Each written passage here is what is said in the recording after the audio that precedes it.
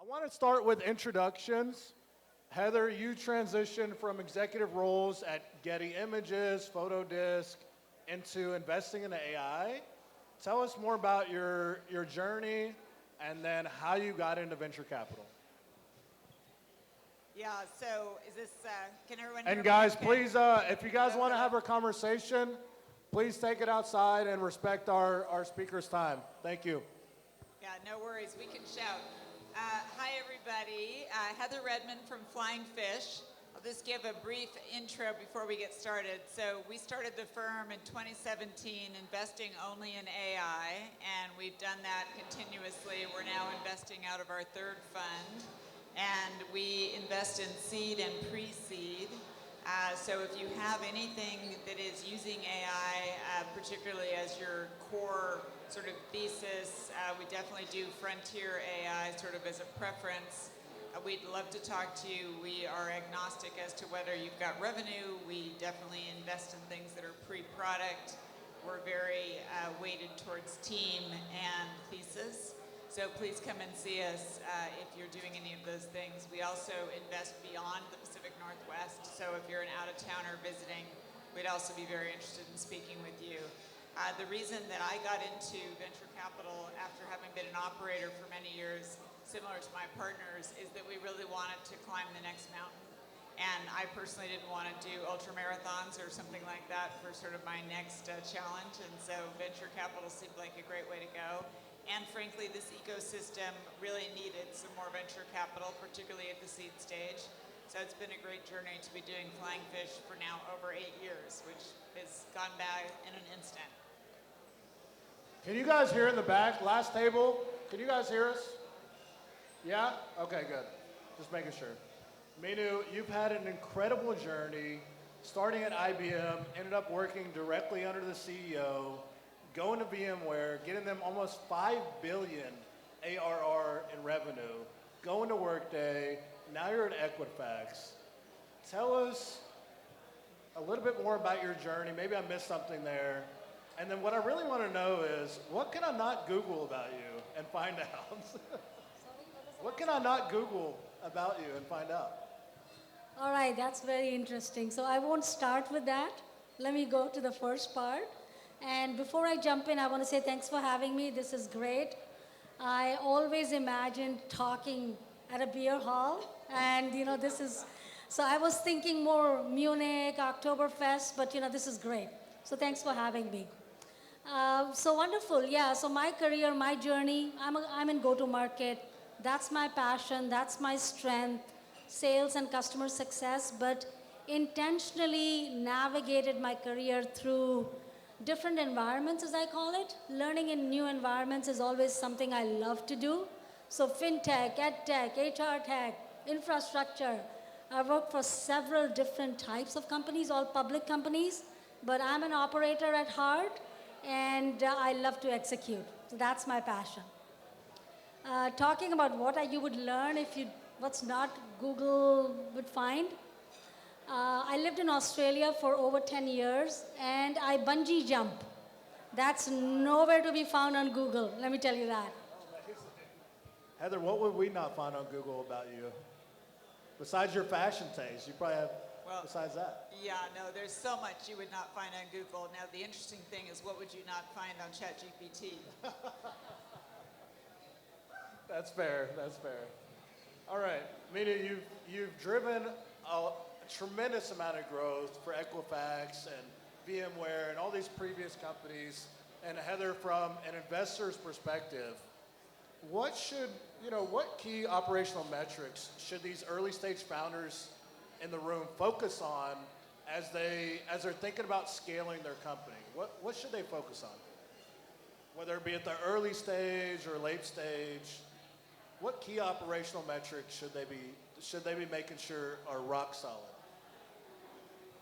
Yeah, I can start. I think we are heading back into a period, thank God, that is going to be growth focused. So I'm going to put down the growth marker as being highly important. For a while, we were de-emphasizing growth a bit, even at the startup stage, to focus more on getting your metrics right and starting to get profitability sort of more front and center. And obviously, at the later stage, in the public company stage, that's obviously a factor that you're always thinking about.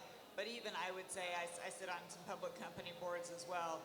I would say even at the later stage, we are now focused more on growth as we head into hopefully a more optimistic economic environment with more M&A, starting to have the IPO market open again, and some more activity happening in the public as well as the private sector. And certainly some growth in some sectors that we haven't seen growth in for a long time, like the energy sector.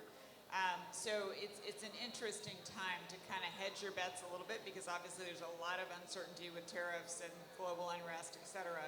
But I would say growth is the number one thing that we're going to be looking for. Now that's measured a lot of different ways depending on what sort of business you're in, and we're seeing this shift towards AI. So we're seeing growth measured by token usage. We're seeing growth measured in traditional ways, just ARR. But look at growth in a bunch of different ways. And then obviously you want to see that your business model is working too. So you want to see what is the cost for serving inference or serving tokens or serving your API, as well as looking at what your cost is for serving a more traditional SaaS product. You all know those SaaS metrics.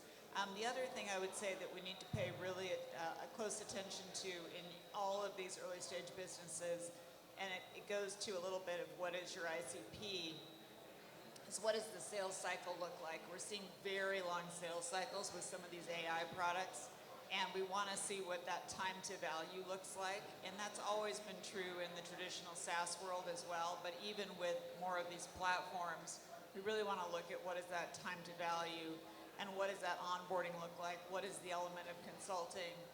How are you really able to get these customers up and running more quickly? And how is that going to develop into a true scalable business in the long run? And that is a struggle for a lot of AI-first companies kind of across the spectrum. So those are some of the key metrics that I would think about at the early stage, and then just keep that overall mindset that I think the market as a whole is going to start biasing more towards growth as we head into this next part of the cycle, particularly in the venture environment. Yeah, great points. And Heather, you covered the full spectrum. So growth is always gold. I call it growth is gold.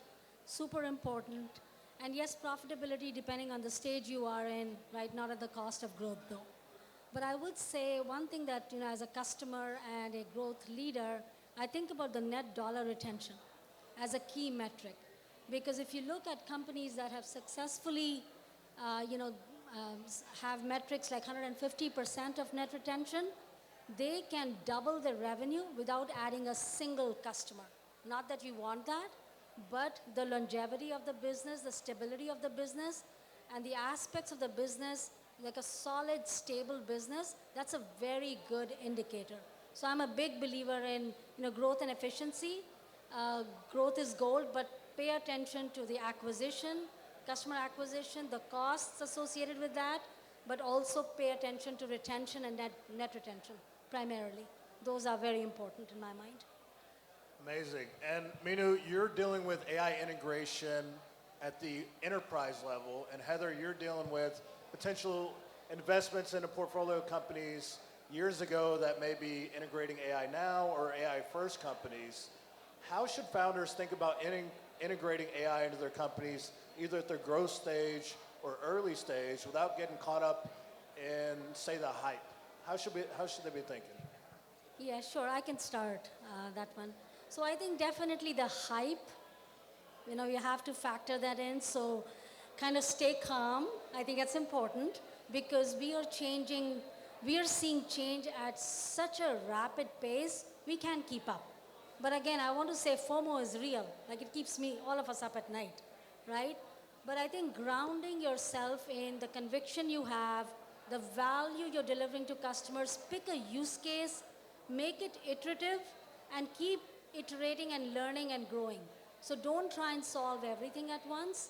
Don't try and continuously be like, okay, what's next? Pick a starting point, make an implementation, make a change, focus on it, get feedback, and then iterate. And if technology has moved forward, start addressing that. But adaptability is going to be critical in this environment.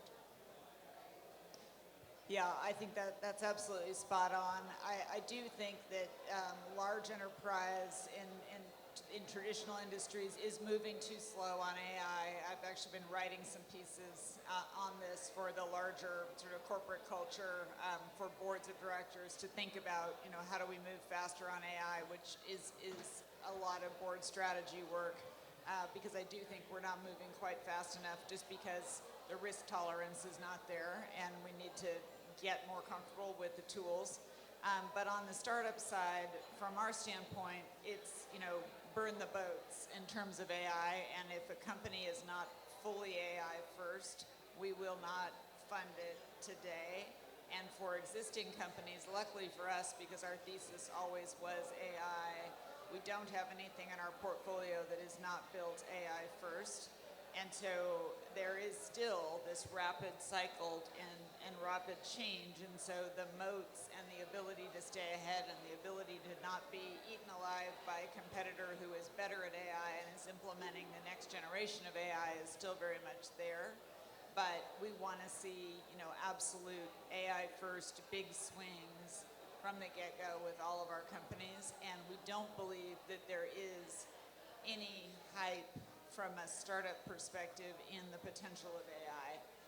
We do believe there are AI pretenders, but being an AI-only firm from the inception of our firm, it's very easy for us to see through them very early, and I'm seeing a lot less of that now. We did see a lot of that in the early days, particularly when a lot of VCs were not very well educated yet in AI, and were being wowed by these demos.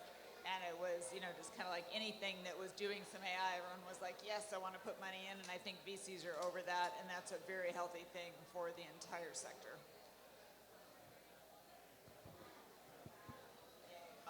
A mid-question mic change. I actually want to talk about talent and the big contenders you mentioned. How do you think, both on the enterprise, I'm actually very interested in this, both on the enterprise side and the early stage side, how should founders or executives in large enterprise think about the best talent? We see like the top AI engineers traded like the top football players of the world today. How should we be thinking about winning the best talent for our team? And before you answer, like, how many people in this room are building an early stage company again? Okay.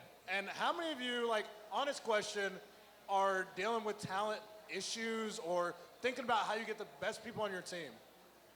Okay, a good amount of you. So I'm curious how you guys think about coaching entrepreneurs or executives to bring the best talent on their team right now. It seems like there's a war out there for talent. Yeah, I think velocity really matters, and birds of a feather want to flock together. So you need to go hard and fast on team building very early in your startup, and you need to get this critical mass going, and then you need to go very fast with your build and with your fundraising and your velocity of your success in building the startup and just kind of continuing to show that progress to your team, because that is what's going to keep people in sort of intact. We do see a lot of great teams staying together and not being wooed by the big tech offers. And the reason that they are staying is because they really believe that where they are is the best place for them economically, as well as in terms of career and research development. And that can only be done through that kind of velocity that you can do in a small, nimble environment. But that velocity is really key. And I think it's also that cohesion of a small group. So once you get, it's sort of like building a club. Once you get one person in and everyone's like, wow, that person's really great and I'd love to work with them, then you can get person number 2, and then that helps person number 1 stay in place. And you just keep building that group. I think the good news is we are going to see a lessening of the belief in big co being a stable place to work, and that's been eroding for quite some time. But I think we're going to see that continue to erode, and so there will be a desire for people to chart their own path by joining startups or starting startups, which will be good news for those of us who are investing in startups. But that's, that is going to be still folks who are not necessarily those, $100 million AI folks. They're going to be people who are engineers that are being replaced by AI, who are going to be, dropping off. But it's going to make everybody feel less good about big tech, just because those people are their friends, and it makes the whole environment seem less secure. But that makes the hiring, I think, easier because it just gives you something to say about what you're building versus what big tech represents. Yeah, that's a great perspective. So I'm going to add like a slightly different color to how I'm seeing what's happening in our industries today. I think a big part of it for me as a leader looking to retain top talent or bring new people onto my team, 78% of your top talent is looking to move at any given point in time. So retention of top talent is a priority and not necessarily well understood because it's personal. What motivates you may be different to what motivates one person and motivates a third person. So I think as leaders, we have to get to the crux of managing our teams based on what motivates them. And so retention therefore becomes not a one size fits all, right? So that's, I think, an important thing to embrace. The second thing we are seeing a lot, right, and it's like it's unbelievable to see job recs being posted where they say 10 years of AI experience. And I laugh. Somebody laughed here, right? I just go like, where are these people? Because it is on us as leaders to develop this next generation that is skilled and ready to enter the workforce and do the things we are all learning together. We just talked about how quickly we're advancing. Adoption is lagging. So we have to make sure we are enabling our teams to learn faster, enabling our teams to do the next best jobs that we want them to do. I think that's critical for all of us as leaders to think through. That's the second point. And the third thing I'm chuckling here because it's AI talking to AI. A job post goes out, I have a job, I need to hire somebody. I use AI to write it. The applicants will use AI to do their resumes. And then my HR team will use AI to filter them out. So it is like we are losing top talent. Identifying the best people has become a really big challenge, right, for all of us. And, we have to solve it together. LinkedIn used to be a place where we could, network. And again, with more and more people coming on LinkedIn and the type of content, is it really the place to find best talent? If their algorithm kicks in, I post something, if it doesn't get X number of likes in 20 minutes, there are different rules. So we just, as a community, I think there's much more energy that needs to go into this problem. And, there's some very smart people in the room, and we need to solve it, I think. Okay, so I had a few more questions, but actually what I wanted to do was get the audience involved a bit. And I wanted to let 2 audience questions be asked, and then we'll wrap up. So does anybody have a question for either Heather at the early stage investing side in AI and robotics, or Minu, who's been a global CCO, CRO for many of the top tech companies? Does anybody have a question they'd like to ask? I can run the mic out. If not, I have some controversial ones. All right, I'll get to Ian. I'll ask one controversial question to Minu. It's a big question. So we've seen actually major data breaches at companies like Healthcare, Alliance Life, and even Equifax, affecting over 150 million Americans. Why should entrepreneurs trust these large organizations with their data? What is being done about these data breaches? Yeah, no, that's a great question. And I look at it as not a problem with the data. I think it's a bigger problem we have, right, with bad actors. And with technology giving even more opportunity, I think this is just on such a continuous rise. So even if we look at just last year, Q4 data, 75% year over year increase in the number of breaches. right? That's horrifying. So what corporations need to do to build that trust, right? We all take a bet. I'm here sitting and talking today. We are giving money to n number of companies for different things. But ultimately, it's the trust. And I've been in boardrooms, right? It's a top priority question. How are you making sure governance around security? Are there tabletop exercises? What's the incident response rate? Are you training your teams? Because believe it or not, 68% of breaches are related with human error. You, us as human beings, fall for it. So training your team, companies that are investing in these best practices are going to be stronger, right? And the breaches are going to continue, whether it's data, whether it's systems. And I mean, the stats are mind-boggling. 90% of email phishing, right? So I think protecting ourselves on all fronts, not just the customers, even us as individuals, that's a big thing, but responsibility to govern lies with the corporation because we as consumers are trusting them with our data, right? So that's a big responsibility, and I totally agree with you. We should trust, but verify, right? And it is, the responsibility of boards to make sure shareholder value is maintained, but also the trust is remaining. So it's on corporates. That's the way I would address it. I'll have one more question for Heather. I want to ask you about liquidity in the venture markets right now. I mean, liquidity's been down, IPOs have been down. We're raising larger and larger funds.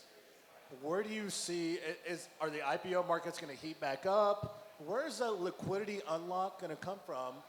And are the venture markets oversaturated in capital right now? Yeah, we have been through cycles before, and we are definitely in another one now. As I alluded to before, the reason why I was highlighting growth as the mantra is that I think we are coming out of this cycle and heading into liquidity. We all know about the Figma IPO.